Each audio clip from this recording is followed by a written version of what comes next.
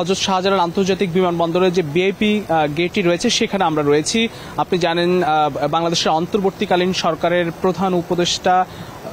Professor doctor Mohammad Yunus তিনি ঠিক বেলা 2:10 আপনিও বললেন যে তিনি এর মধ্যেই এসে পৌঁছাবেন হযরত শাহজালাল আন্তর্জাতিক বিমানবন্দরে এবং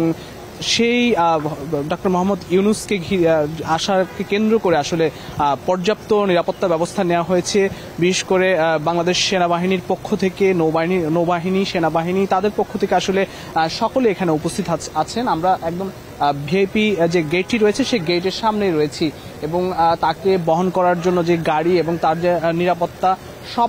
সমস্ত প্রস্তুতি কিন্তু এর মধ্যে নেওয়া হয়েছে এবং প্রফেসর ডক্টর মোহাম্মদ ইউনূস যিনি আসলে আজকেই তিনি শপথ নেবেন ঠিক সন্ধ্যার পরপরই বঙ্গভবনে প্রধান উপদেষ্টা হিসেবে অন্তর্বর্তীকালীন সরকারের প্রধান হিসেবে তিনি শপথ নেবেন এবং সেই শপথকে ঘিরেও কিন্তু পর্যাপ্ত নিরাপত্তা ব্যবস্থা কিন্তু এর মধ্যে নেওয়া হয়েছে এবং হযরত শাহজালাল আন্তর্জাতিক বিমানবন্দরের যে ভিআইপি গেট রয়েছে এবং আশপাশ জুড়ে কিন্তু পুরো পর্যাপ্ত নিরাপত্তার চাদরে কিন্তু ঢেকে দেওয়া হয়েছে এবং তাকে বহন করার জন্য এবং তার যে নিরাপত্তা তার নিজের ব্যক্তিগত নিরাপত্তার জন্য কিন্তু সকল প্রস্তুতি কিন্তু এর মধ্যে সেনাবাহিনীর পক্ষ থেকে নেওয়া হয়েছে। তিনি ঠিক ফ্রান্স থেকে তিনি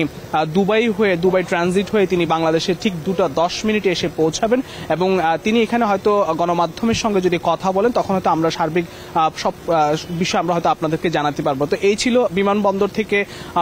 প্রধান যে উপদেষ্টা তিনি আসবেন, আজ শপথ নেবেন, তার আগমনকে ঘিরে সবশেষ প্রস্তুতি এবং তাকে কিন্তু রিসিভ করবেন সেনাপ্রধান জেনারেল ওয়াকারুজ্জামান। এই ছিল আমার কাছে বিমানবন্দর থেকে সবশেষ পরিস্থিতি।